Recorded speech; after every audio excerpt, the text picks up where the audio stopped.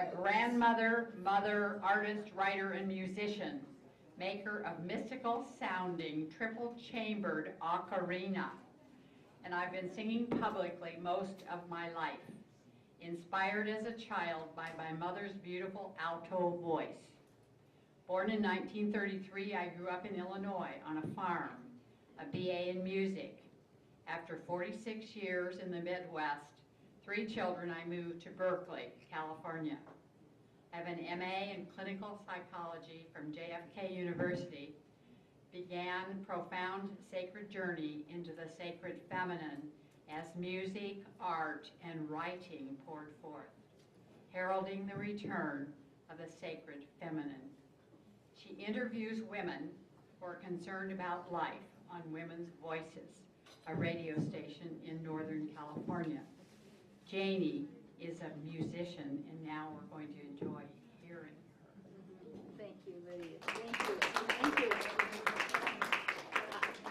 I am happy and honored to be here with all of you. This is kind of a dream come true. This is the ocarina I make. This one's a triple chambered. It plays 3 tones at once.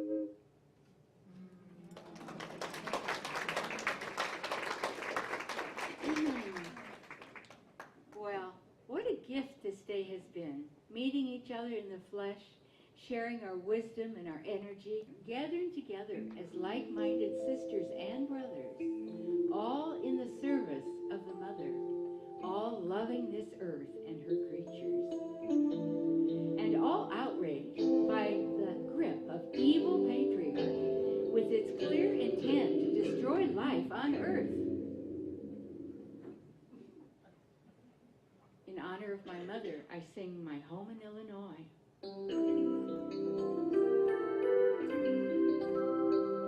I walk on the land where I spent my childhood and listen to the wind moving through the corn while memories come flooding back of days I used to know there, and then I know I'm home. My dad farmed the land, I would drive the tractor and ride my pony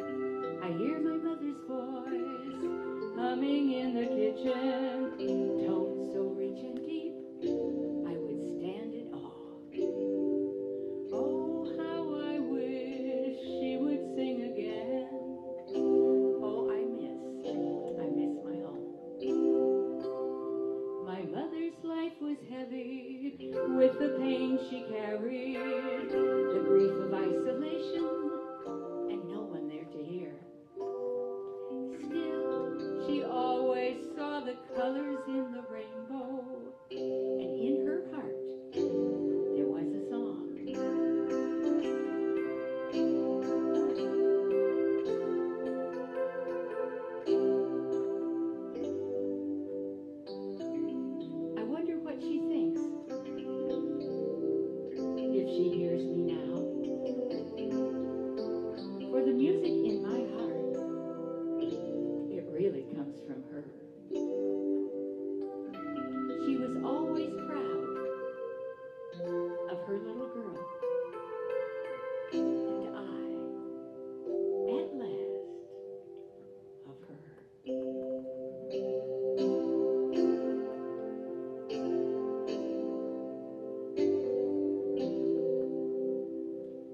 My dog and I, we would roam the pastures, looking for the Indians and the trails they left. What a rich and peaceful place to grow in. Oh, I miss my home. My home in Illinois is calling to me. Calling to me. Calling to me. My home in Illinois is calling to me. Calling to me. Come home. I'm coming home. Please don't. Just hold it. Please hold your applause. Thank you. We have been looking at this image of the sacred feminine of mother and child for thousands of years in spite of patriarchy. The image is embedded in our DNA. Ode to the mother. We sail through stormy seas, holding on to a star as you guide us where we need to be. We can trust where we are. Oh, mother of all living things, deep in the ocean high above, you reveal our suffering world's pain, and open our hearts to love. As the blinders slip away, we see life as it is, a world of injustice and shame, made by those who have forgotten how to live. As the blinders slip away, we see life as it is, a world of injustice and pain, made by those who have forgotten how to live. We rise to meet our destiny as holy light shows the way. Deep within the radiant mother and child. Deep within the radiant mother and child, restore the way.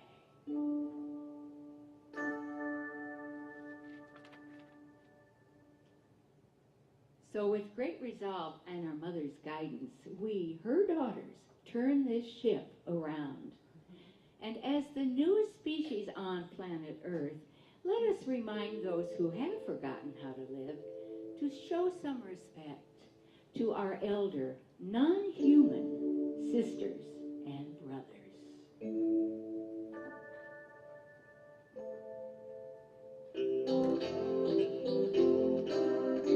We all live as one on this planet. Our bones all go back to the same ground. We all live as one on this planet. Our bones all go back to the same ground. We all live together on this sacred ground. We all live together on this sacred ground. Before my journey of awakening began 30 years ago, I read John Lilly's book, The Center of the Cyclone, an autobiography of inner space. In the book were affirmations designed to help expand one's consciousness. One of them went, Within the province of the mind, what I believe to be true is true or becomes true, within the limits to be found through experience, mine, and experiment, mine. These limits are beliefs to be transcended. Within the province of the mind, what I believe to be true is true or becomes true, within the limits to be found through my experience and my experiment. These limits are beliefs to be transcended, to open our minds and psyches to a deeper realm, which is greatly facilitated by our mother's sacred medicine. So the ground of my mind was being plowed in order to receive and experience new, beyond my belief system, information. This is all about awakening to the mother within, her wisdom, her voice that has been waiting to come forth. We are in a time like none other. As Jean Houston says, we all have the extraordinary coded within us, waiting to be released. The following beautiful words are not mine. Reverence. In order to become attentive to the lovely notion of beauty, we need to develop the art of reverence. Ultimately, reverence is respect before mystery. But it is more than an attitude of mind. It is also a physical attention of the body that shows that the sacred is already here. And reverence is not to be reduced to social posture. Reverence is deeper than that. Reverence is the companion of humility. And when we enter into reverence, we are aware of the deep beauty of the heart of things. Our modern consumer mindset has squandered all reverence, and that's why it is so lonesome and empty. Earth weaving, working, creating conditions that support life, adjusting to maintain atmosphere and temperature, elements, fire, pulsing through veins, boiling up from the core, erupting, cloud covers, salt seas, cleansing rains, the geology of bones and silky soil, earth, mortal mother, embryo earth, sun rays. The human embryo goes through all the stages of evolution in the womb and back through the seed and need of every ancestor, back, way back, before even life forms, to matter, mother, mom. Empty. And then music of the womb, the soft murmurs of underground streams, the quick pulse of an infant's heart, beating in syncopation with the slower, stronger beat of the mother's heart. Floods of blood rush through her arteries and stream through both their veins. Listen to me, hear me, listen to me, and hear me. I am the one who is with you now. I am the one.